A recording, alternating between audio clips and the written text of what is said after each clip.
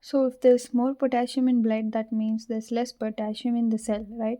So that condition, we can mnemonic the mnemonic do labs. D means digoxin, H means hyper, O means hyperosmolarity, L means lysis of cell, A means acidosis, B means beta blocker, S means high blood sugar, and S means succinylcholine. So in these cases, there's hyperkalemia in blood. Opposite to this is hypokalemia. So if there is hyperosmolality will cause hypokalemia. If there's acidosis, alkalosis will cause hypokalemia. Beta blocker means beta blocker agonist will cause hypokalemia. High sugar means insulin will cause hypokalemia. Now coming to electrolyte disturbances. In electrolyte disturbances, we have sodium, potassium, calcium, magnesium, and phosphate. So sodium, whether it's high or low, we may have coma. If sodium is low, you have nausea, malaise, stupor, seizures. If sodium is high, we have irritability. And if potassium is high or low, we have erythema, muscle cramps, and everything. If potassium is low, we have U waves, flattened T waves. If potassium is high, we have wide QRS and peak T waves. And if calcium is low, we have tetany, scissors, QT prolongation, twitching. If calcium is high, we have stones, bones, groans, thrones, and psychiatric overtones. Now coming to magnesium, if it is low, we have tetany, torsady points, hypokalemia. If potassium is high, we have lethargy, bradycardia, cardiac arrest. And if phosphate is low, we have bone loss, osteomalacia, rickets. If phosphate is high, we have renal stones, metastatic calcifications, and hypocalcemia. Now, coming to features of renal disorders, SIADH is where you have excess ADH. So, if you have excess ADH, there will be more sodium and water retention in the principal cell of collecting duct. So, there will be more blood pressure, and there is low renin, low aldosterone. Magnesium and calcium are normal. Coming to primary hyperaldosteronism, as there is more aldosterone, you can understand more sodium and water retention, so more blood pressure, low renin, whereas high aldosterone because aldosterone is higher.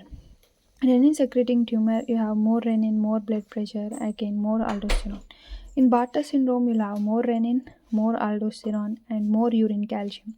In Gittelman syndrome, you'll be having more renin, more aldosterone, whereas low magnesium and low calcium in urine. In Liddle syndrome, blood pressure will be high, plasma renin will be low, and aldosterone will be low. Now let's come to acid-base physiology. So if you want to measure metabolic acid-base disorders, we see bicarbonate. If you want to measure respiratory acid-base disorders, we will see PCO2. Now coming to metabolic acidosis. In metabolic acidosis, as it is acid, pH will be low, PCO2 and bicarbonate will be low, and the treatment is hyperventilation. So if we compare metabolic acidosis with respiratory acidosis, you will observe that just opposite to metabolic acidosis. In respiratory acidosis, you will be having more PCO2 and more bicarbonate. Now let us come to metabolic alkalosis. Alkalosis means more pH. So here you'll have more PCO2, more bicarbonate. But if you compare metabolic alkalosis with respiratory alkalosis, you will see just opposite, that PCO2 and bicarbonate are low in respiratory alkalosis. So the treatment for metabolic alkalosis is hypoventilation. For respiratory acidosis, high renal bicarbonate reabsorption. For respiratory alkalosis, low renal reabsorption. And this Henderson-Hasselbalch equation, which you can see here. Now coming to acidosis and alkalosis, first we need to check the pH. If the pH is less than 7.3, then we can confirm it as acidemia. And even in acidemia, we see PCO2. If it is greater than 44, it is respiratory acidosis. If bicarbonate is less than 20, it is metabolic acidosis. In respiratory acidosis, there is hypoventilation. So the diseases are airway obstruction, acute lung disease, chronic lung disease, opioids, sedatives, and weakening of respiratory muscles. And in metabolic acidosis, first we need to check anion gap. And if the anion gap is greater than 12, then the mnemonic is gold mark. If the anion gap is between 8 to 12, then the mnemonic is hard as. So if anion gap is greater than 12, gold mark means G for glycols, O for oxoprolin, L for L-lactate, D for D-lactate, M for methanol, A for aspirin, R for renal failure, and K for ketones. Now coming to normal anion gap, hard as H for hyperchloremia, A for Addison's disease, R for renal tubular acidosis, D for diarrhea, A for acetazolamide, S for spironolactone, another S for saline infusion. Now if we see if the pH is greater than 7.45, it's alkalemia. And here again we see PCO2 and bicarbonate. If PCO2 is less than 36, it is respiratory alkalosis. If bicarbonate is greater than 28, it is metabolic alkalosis. In respiratory alkalosis, you can see hyperventilation like anxiety, panic attack, hypoxemia, salicylates, tumor, pulmonary embolism, pregnancy. And if in metabolic alkalosis, again we'll check urine chlorine. If urine chlorine is greater than 20, it's saline resistant. If urine chlorine is less than 20, it is saline responsive. If it is saline resistant, there we see hyperaldosteronism, Bartter syndrome, and Gittelman. If it is saline responsive, we can see vomiting, recent loop diuretic use, and antacids. Now coming to renal tubular acidosis. So renal tubular acidosis is divided into type 1, type 2 and type 4. In type 1, the problem is in the alpha intercalated cell, or they are not able to secrete hydrogen. As it is not able to secrete hydrogen, no new bicarbonate is generated, and this is leading to metabolic acidosis. So here the urine pH will be greater than 5.5, and here the potassium will be low because hydrogen is not able to secrete out. In alpha intercalated cells, hydrogen is generally secreted out when aldosterone is present. So here I think no aldosterone, so even serum potassium is low. And next coming to RTA type 2, here the defect is in proximal convoluted tubule bicarbonate reabsorption. So here bicarbonate is not getting reabsorbed, so there's more buildup of uh, hydrogen or acid in the tube. So here the pH is also either less than 5.5 or greater than 5.5. It's variable. Here the serum potassium is low. This RTA type 2 is exactly similar to Fanconi syndrome. So this high risk hypophosphatemia, rickets, and Fanconi syndrome. Now coming to RTA type 4. RTA type 4 is problem of aldosterone. As there is low aldosterone, there's hyperkalemia here, because if there is no aldosterone, there will be no sodium and water retention and no potassium secretion. So if there is no potassium secretion, the potassium level will rise in the blood, and that will cause hyperkalemia. Now coming to pathology. So there are different casts in urine. Actually, whenever you see cast, there will be hematuria or pyuria, that is blood in urine or pus in urine. But there are some exceptions, like in bladder cancer and kidney stones. Even though there's hematuria, there are no casts. And in acute cystitis, even though there's pyuria, there are no casts. Now let us see different types of casts. This is the RBC cast, which you can see mostly in glomerulonephritis and hypertensive emergency. And this is a WBC cast, which you can see in tubulointerstitial inflammation, acute pyelonephritis, and transplant rejection. So all these are related to like infection and inflammation. Now coming to granular cast, it is seen in acute tubular necrosis. It's muddy brown, so it's granular, so it's muddy brown. It's seen in necrosis, like died cell. Now coming to fatty cast. Fatty cast are seen in nephrotic syndrome, which is protein losing in urine. This is associated with Maltese cross sign. Next coming to waxy cast. Waxy cast is seen in end-stage renal disease or chronic kidney disease. The final cast is hyaline cast. Hyaline cast is non-specific. It's not so important. It's just can be seen in normal finding, as it's also a normal finding. Now coming to nomenclature of glomerular disorders. So first you have focal glomerular disorders, which is greater than 50% of glomeruli is involved. It is focal segmental glomerulosclerosis. If it is diffuse, greater than 50% of glomeruli is involved. It is diffuse proliferative glomerulonephritis. If it is proliferative, there is hypercellular glomeruli. This is membranoproliferative glomerulonephritis. If it is membranous, that means there is thickening of glomerular basement membrane, so it is called membranous nephropathy. Next, you have primary glomerular disease and secondary glomerular disease. Primary glomerular disease is primarily affecting only kidneys glomeruli, so it is minimal change disease. Secondary glomerular disease is because of some systemic disease or even other organ got infected, and that is affecting glomeruli. So like you can take example SLE and diabetic nephropathy. Now coming to different glomerular disorders, it's very simple. Nephritic syndrome, it's very important to differentiate between nephritic and nephrotic syndrome. Nephritic syndrome is where you lose the glomerular membrane, so that all the blood is coming down into urine. So you can see here the blood component is more when compared with protein in nephritic syndrome in urine. In nephrotic syndrome, the problem is the negative charge podocytes are getting affected, so more protein is getting leaked into urine. So that is nephrotic. In nephrotic, you get more protein in urine. In nephritic, you get more blood in urine. in nephrotic both together means, of course, equal. You'll get even protein and also get blood in the urine. So these are about this. Now let us see different diseases which are associated with each of this syndrome. First one is nephritic syndrome. As I said, nephritic syndrome is associated with loss of blood in urine. So here the diseases which are associated with it is, first one is infection associated glomerulonephritis. It is a type 3 hypersensitivity reaction. Here mainly group A streptococcus and staphylococcus are the one which are leading to this problem. You can see this both diagrams. It is hypercellular glomeruli and this is starry sky appearance.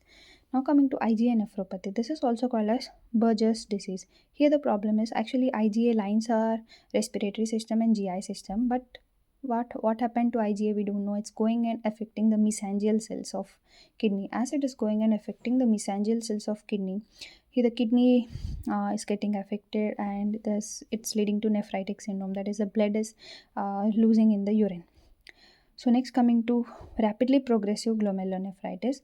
Here the problem is mainly because of MPO ANCA and P ANCA which cause polyangiitis, and here there are different antibodies which are affecting the glomerular membrane. Especially it is associated with good pasture syndrome. In good pasture syndrome, your alveolar membrane is lost and even your glomerular membrane is lost. So this patient have blood from both mouth and urine, like they have hemoptysis and also hematuria.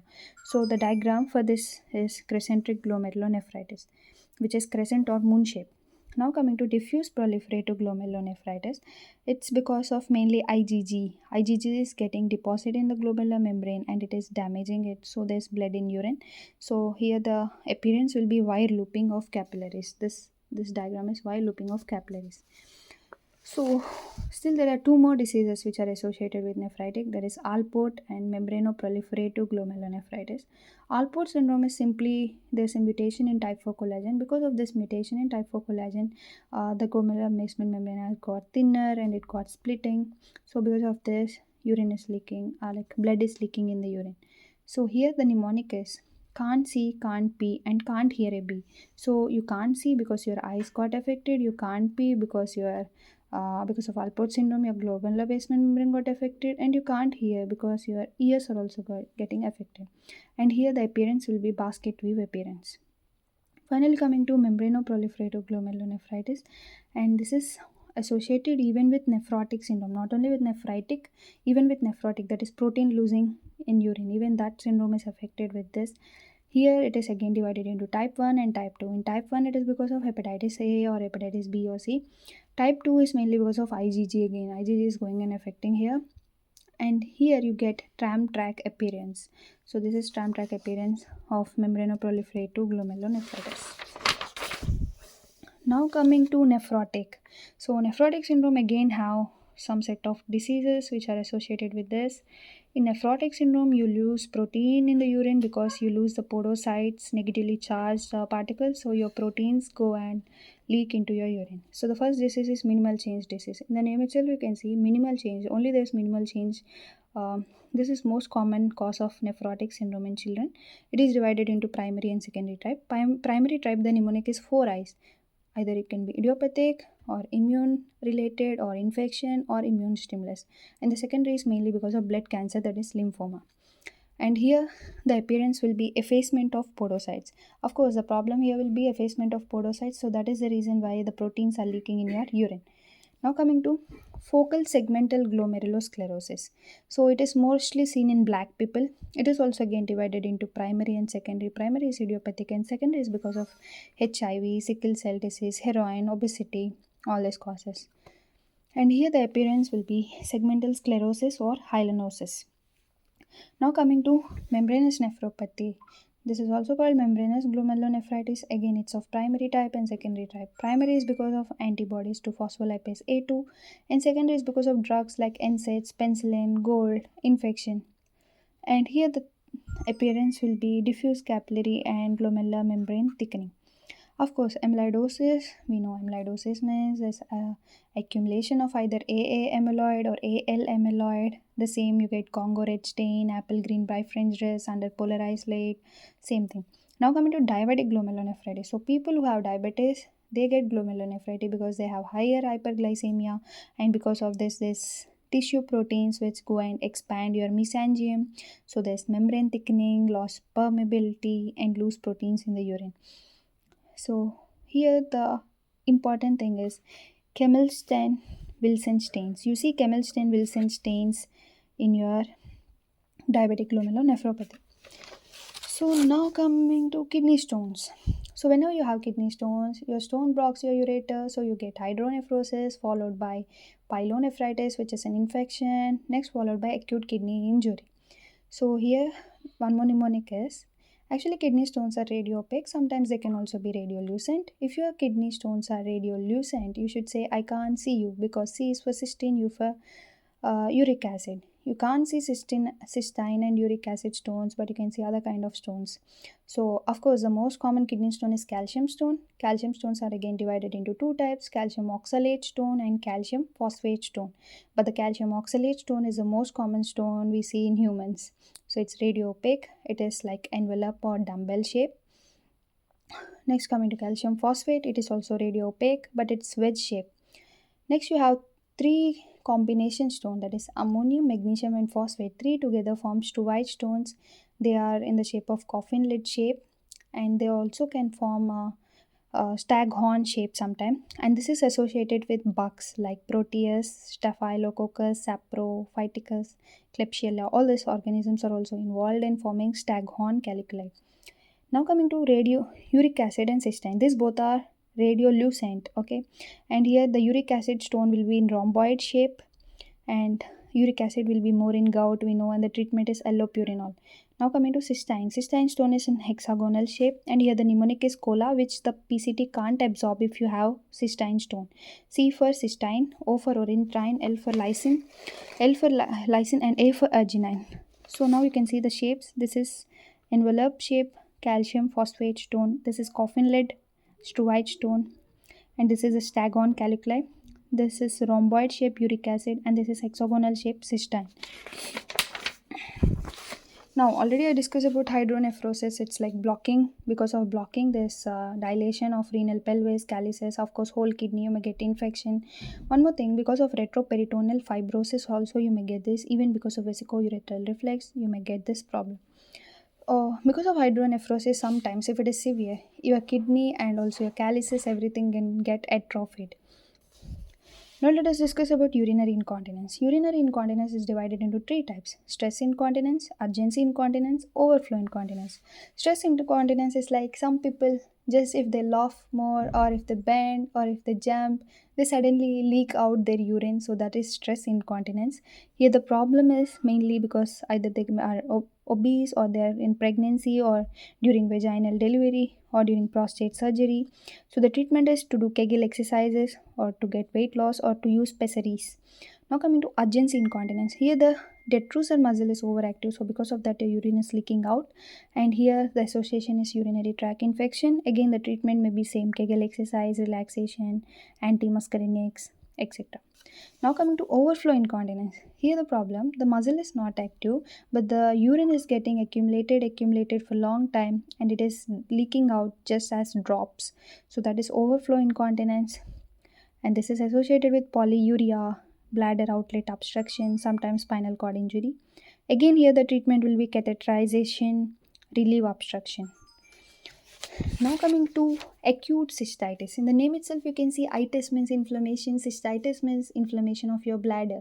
So if your bladder gets inflamed, you get pain during urination, that is dysuria, and also you get suprapubic pain. And mainly the risk factors is for female, because the female have short urethra, they have more chance to get acute cystitis. Sometimes during sexual intercourse or during some indwelling catheter, diabetes, all these are like risk factors for acute cystitis. The causes of acute cystitis, the most common is E. coli. Also, you have Staphylococcus saprophyticus, Klebsiella, Proteus mirabilis, all this. Treatment is, of course, you can treat with antibiotics. Now coming to pyelonephritis. Pyelonephritis is again divided into acute and chronic, same like inflammation, acute inflammation, chronic inflammation.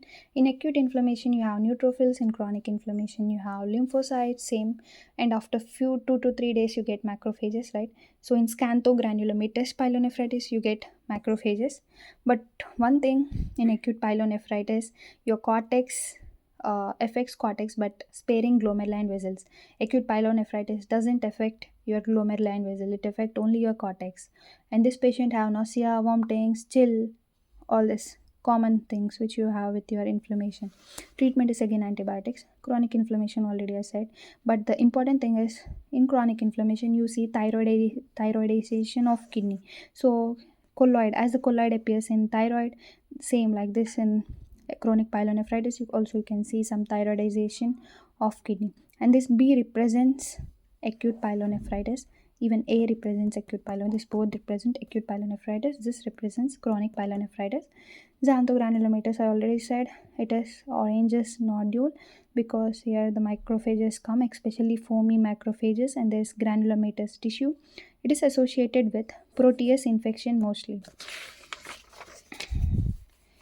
So now, acute kidney injury, it is divided into three types: pre-renal azotemia, intrinsic renal failure, post-renal azotemia.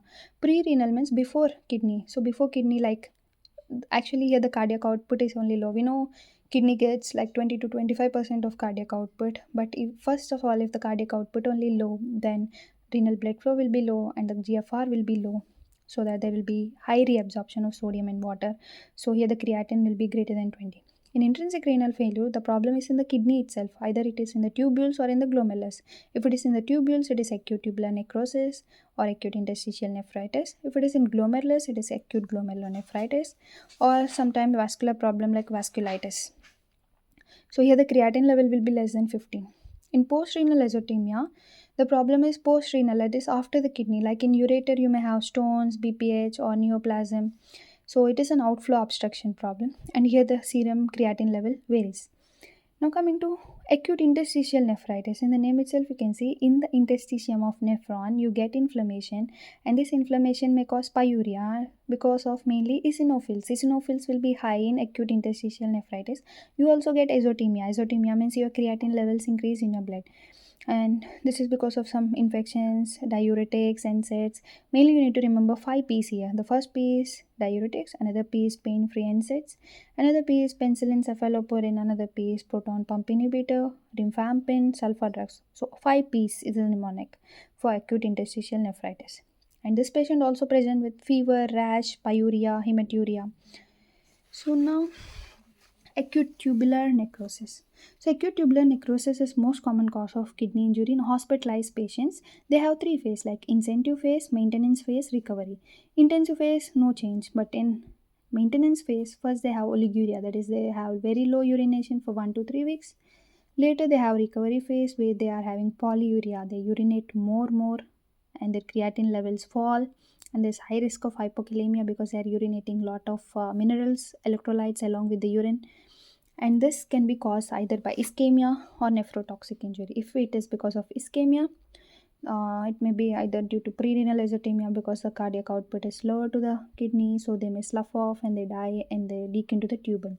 So you can see this one.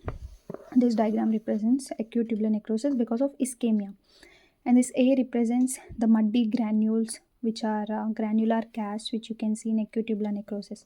And the nephrotoxic is because of toxic substances like some people who take aminoglycosides or lead, ethylene glycol, all these things, they lead to toxicity of nephron, and because of that also they may get acute tubular necrosis.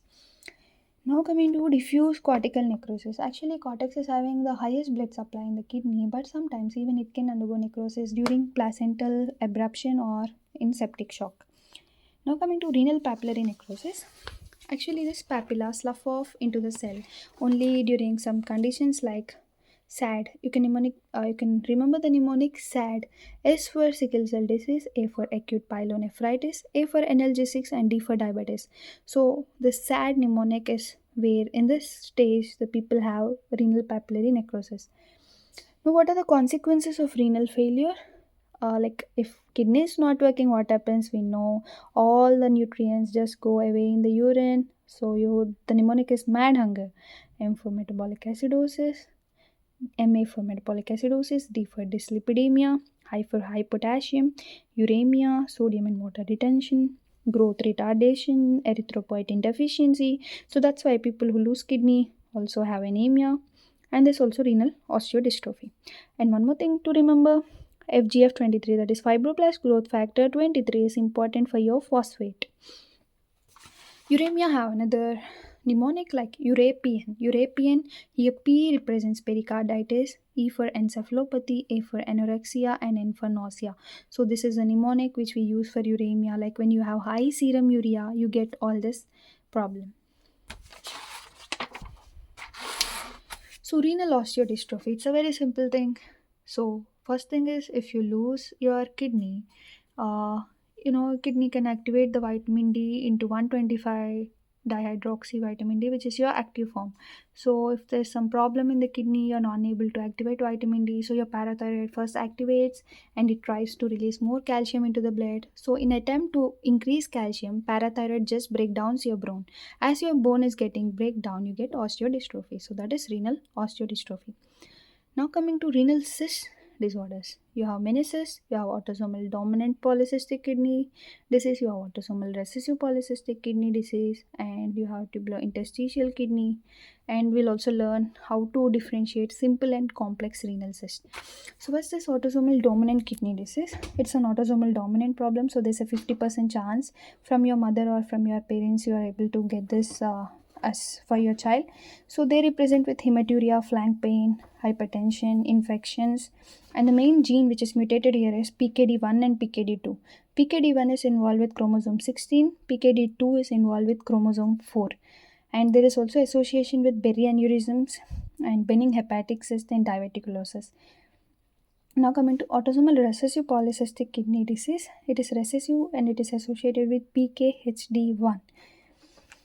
And this disease is mostly seen in children, and it is also associated with Porter sequence and also with renal insufficiency, portal hypertension, and hepatic fibrosis. So even liver is involved in autosomal recessive polycystic kidney disease. Next, coming to autosomal dominant tubulointerstitial kidney. So, name itself can be tubulointerstitial, but tube is involved and also interstitium space is involved. So, there's fibrosis, and this is also called medullary cystic kidney disease. So, if your medulla is involved, it's very hard to find out, and also it's very hard to treat because medulla is somewhere inside. If it is in cortex, we can easily find out. Like in the case of polycystic kidney disease, as it's in cortex, we can just find out easily and treat easily. But if it is in medulla, it's inside, deep inside, so it's hard to find and also it's hard to treat. Now coming to simple and complex. So one thing is, first while doing ultrasound, we always need to see whether the organ which we are seeing is echoic or anechoic. So if you see something which is anechoic, that is a simple cyst, and if you see something which is echoic, that is complex cyst. And in complex cyst, you see the dark background and like complex filled, so that is complex cyst, whereas simple cyst is anechoic on ultrasound. On ultrasound, that is important. Now coming to renovascular disease. So your kidney have proximal one third part and distal one third part of your arteries, and if your proximal one third part is blocked, that is because of atherosclerosis. It is seen mostly in males, and the distal two third part of the kidney is blocked because of fibromuscular dysplasia, and it is seen mostly in females. So proximal one third in males because of atherosclerosis, distal two third in females, and it's because of fibromuscular dysplasia. And here the system is, we know, for example, if one side of the kidney got affected, that side renin will rise, and that side your angiotensin RAS system will rise, and that side only your creatinine levels also will rise. For example, if both kidneys are gone, then both sides renin will rise and both sides your creatinine levels will rise. So that's bilateral. So we need to check whether it's bilateral or unilateral. Now coming to very important cancer of kidney, that is renal cell carcinoma. So renal cell carcinoma is the number one and most common cancer affecting worldwide.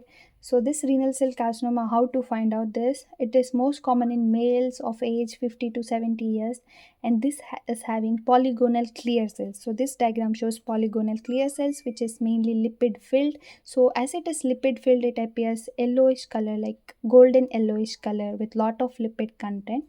And this cancer arises in your PCT, and from your PCT it travels to your renal vein, and from the renal vein it goes to your IVC. From the IVC it goes into blood. From blood it can pass either into lung or bone. So the cancer in the kidney can go to your lung and also to your bone far away just by hematogenous spread. So this cancer presents with pain, flank pain, palpable mass, hematuria, anemia, and also you may get secondary polycythemia. Why you get polycythemia? Because your kidney leads to activation of erythropoietin. So if you don't have erythropoietin, your blood, your body thinks like you're having low amount of blood, so it tries to produce more blood from your bone marrow, and you get secondary polycythemia. Also it is associated with fever, weight loss. Okay, and the treatment is just surgery, ablation. And remember that renal cell carcinoma is resistant to both radiation and chemotherapy. Okay. Next, it is associated with paraneoplastic syndrome. So, paraneoplastic syndrome, how to remember this? The mnemonic is PAIR. P for parathyroid, E for ectopic erythropoietin, A for ACTH, and R for renin. So, that is paraneoplastic syndrome. And this RCC is associated with von Hippel-Lindau. It has three letters in it. So, remember it is associated with chromosome 3. Oh, we are coming to the end.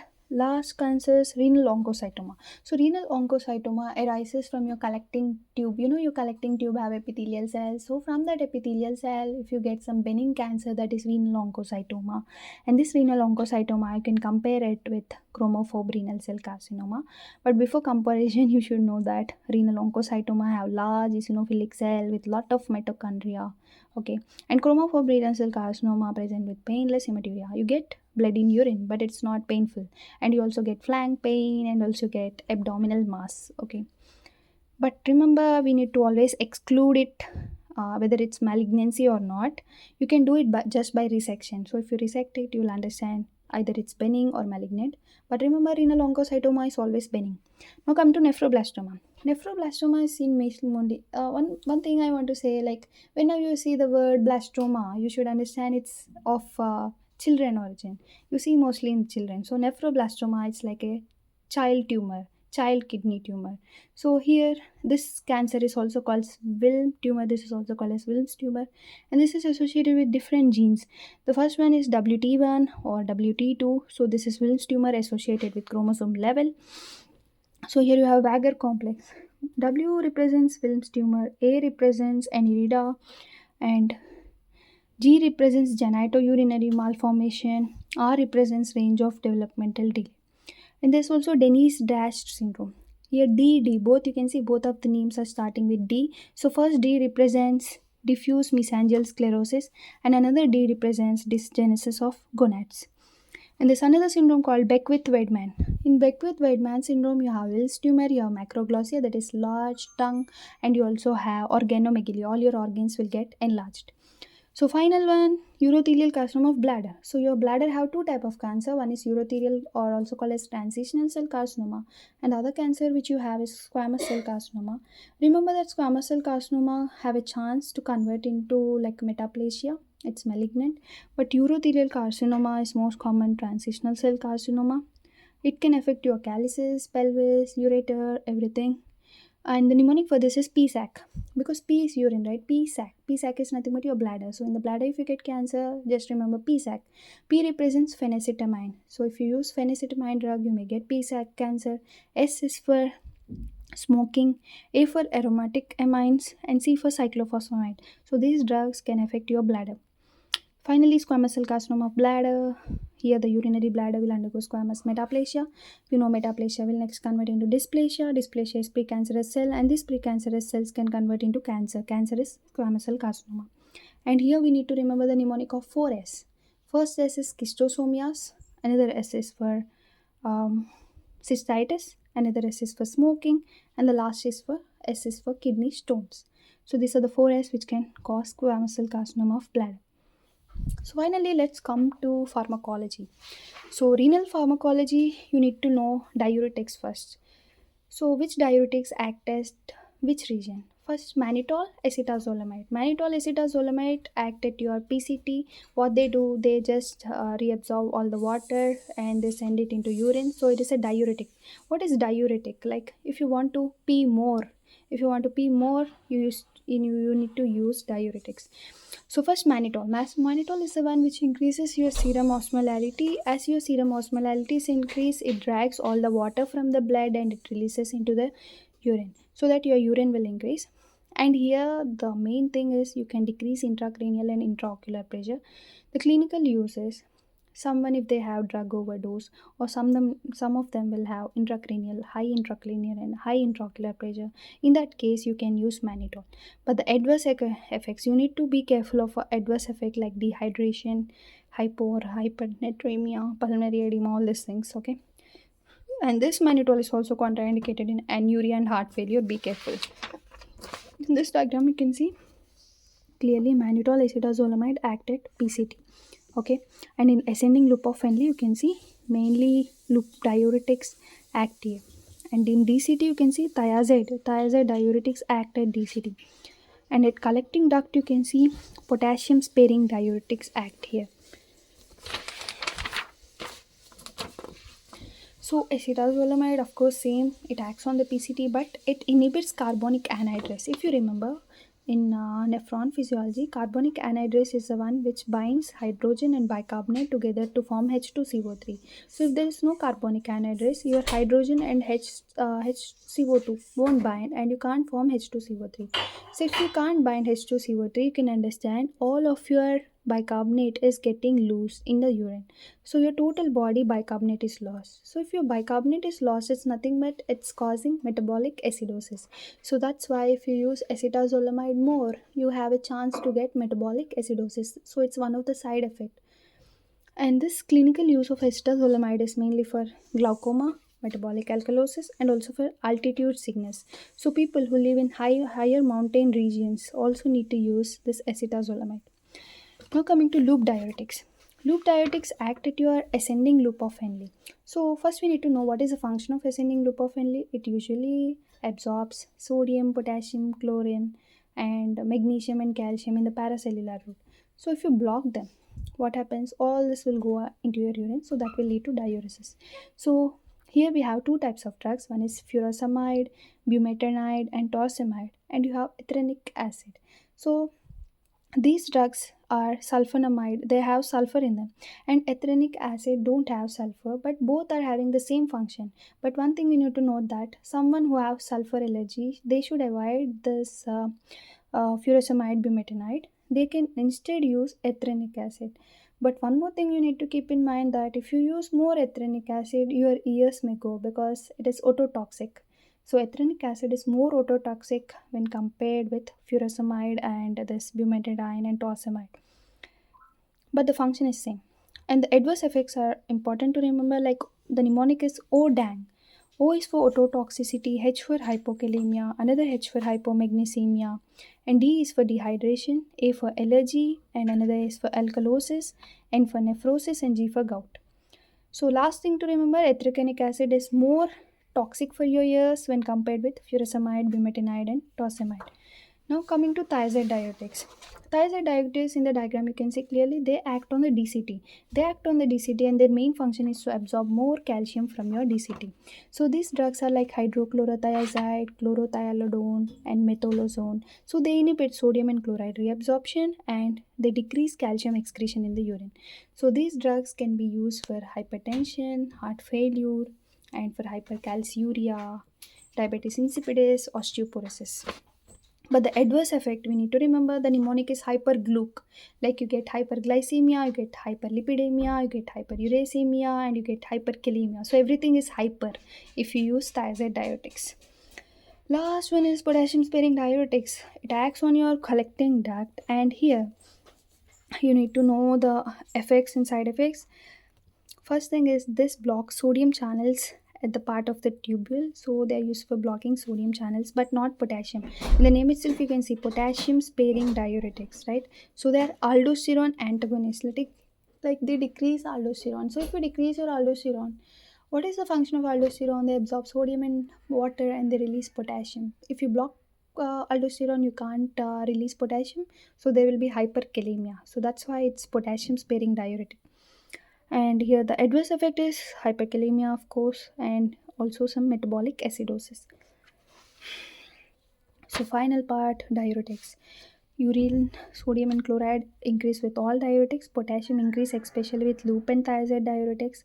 Blood pH can be decreased with potassium sparing drugs, and can be increased like in alkalemia. It can be increased by either loop diuretics and thiazide. Urinary calcium can be increased with loop diuretics, whereas it can be decreased with thiazides. So, angiotensin converting enzyme inhibitors. So, first we need to know RAS system. If you know RAS system, it's very easy.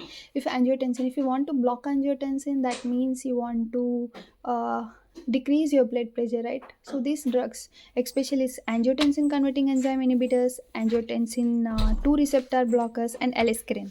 All these drugs are used for hypertension. They decrease the hypertension.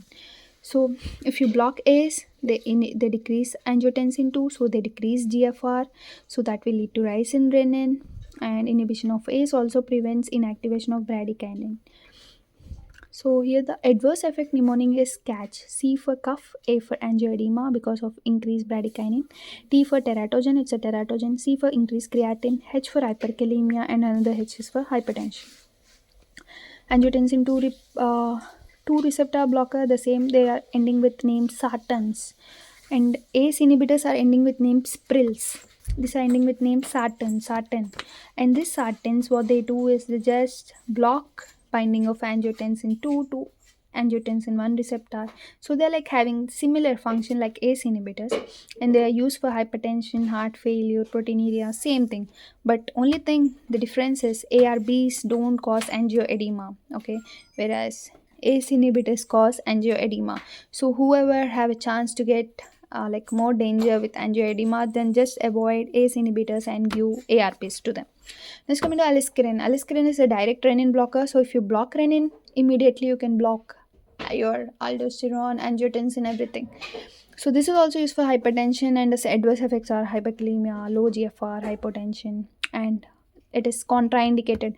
All these drugs, ACE inhibitors, angiotensin, aliskiren, all these are contraindicated in pregnancy. It's better to avoid these drugs in pregnancy. So we have completed renal system.